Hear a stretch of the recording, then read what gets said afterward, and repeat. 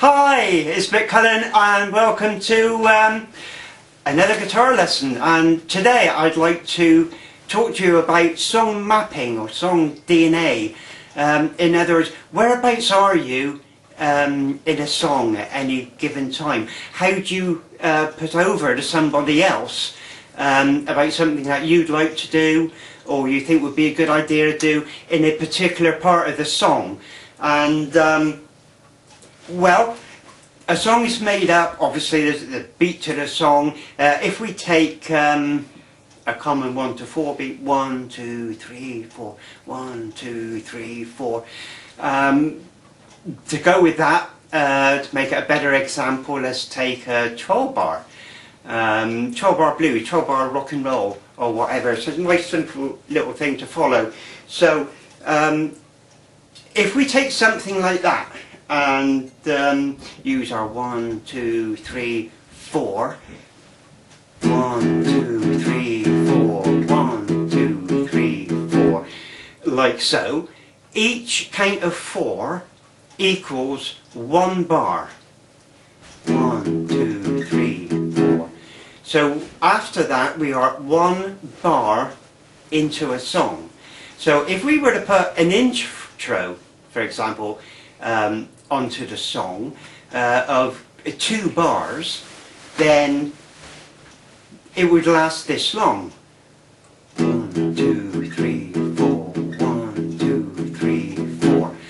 And then the song would begin. It would begin at the first bar of, if we're talking about 12 bar blues or what have you, the first bar of the 12 bar sequence. Now a sequence is the pattern of a song that is repeated over and over, and in the rock and roll or in the blues it would be something like this. It would be a pattern of chords. Normally I'm playing an E, so the chords would probably be E, A and B, and most commonly the sequence ends at the end of playing the B.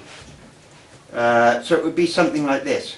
1, 2, 3, 4, 1, 2, 3, 4, 1, 2, 3, 4, 1, 2, 3, 4, 1, 2, 3, 4, 1, 2, 3, 4, 1, 2, 3, 4, 1, 2, 3, 4, 1, 2, 3, 4, 1, 2, 3, 4, 1, 2, 3, 4, 1.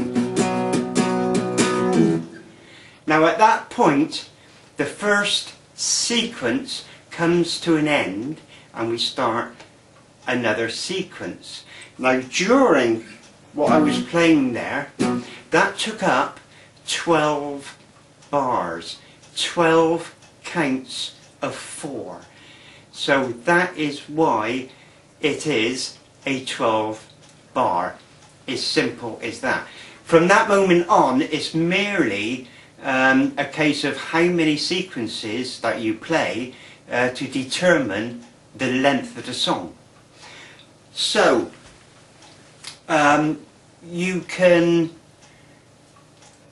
if you've got an idea to do a guitar solo, say, and you sing say 2 verses, or your vocalist sings 2 verses, and then you want to take a guitar solo. I'm assuming that what's happened in this event is you've met people like yourself. They're starting out, they're learning, they can play well enough, and then somebody says, hey, why don't we get a band together? That would be great, and it'd be really exciting. But you need to be able to talk to each other and organise the songs that you're going to play. And in the event of having a vocalist and a guitarist, keyboard player or what have you, or a drummer, any one of you, you might want to do a guitar solo, your keyboard player might want to try a solo on the keyboard, your drummer might say, hey, I can do this good little solo spot here. But you need to know when he's going to do it. or you need to know when you can do your guitar solo, and everybody needs to know when these things are going to happen within the band. If they don't, you are nothing more than a bunch of individuals just playing at the same time. And what makes a band is the fact that you play as a band.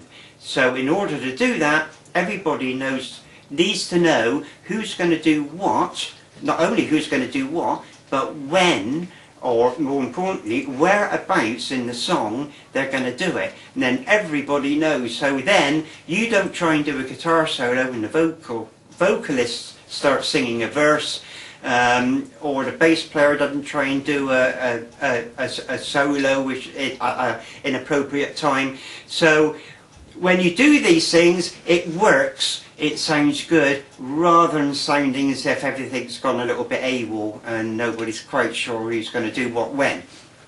So it's very important that you understand that. So knowing that your bars are made up of counts of 4, so 12 lots of 4s is 12 bars.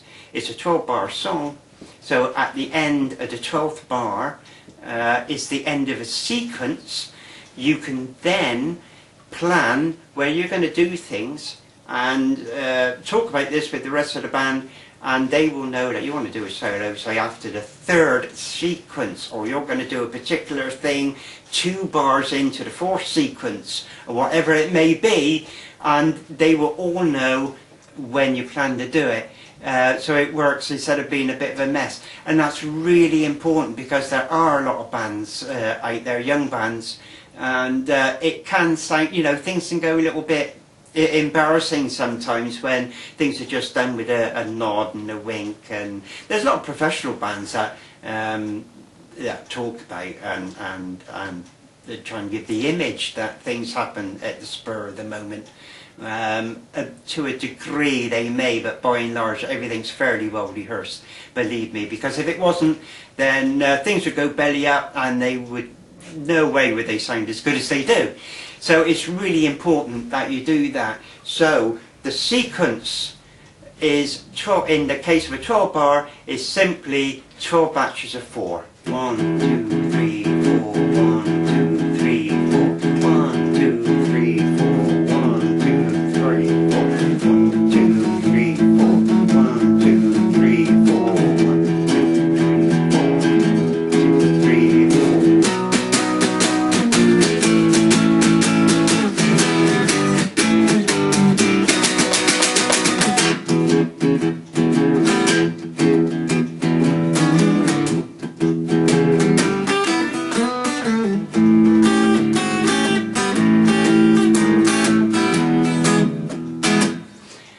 So it's quite easy really.